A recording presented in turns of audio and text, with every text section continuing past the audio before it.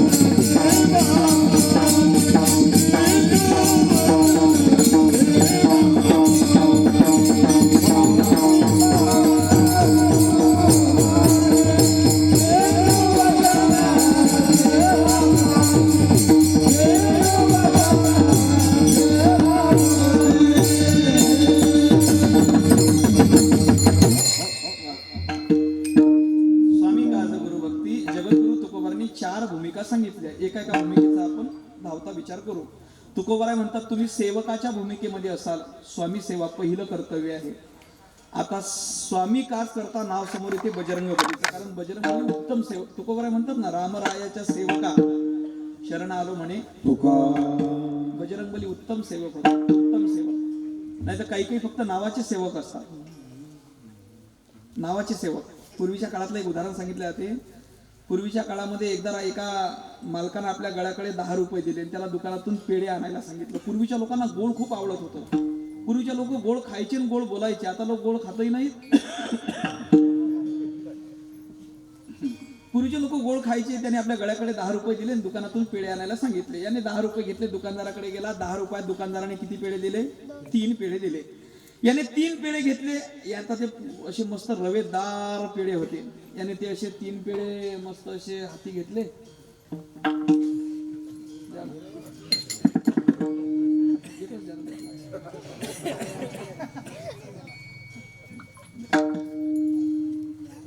त्यांना ते असे ठेवा ना.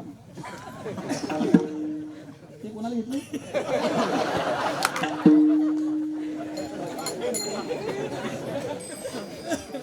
त्यांना ते असे 3 पेढे हाती घेतले. असे रवेदार पेढे होते. असे रवेदार पेढे होते. पेढे घेतले. त्यानं त्या पेढ्याकडे पाहिलं. त्या गळ्यात त्यातला एक पेढा खावासा वाटला. पण त्यानं विचार केला मालक काय जाऊ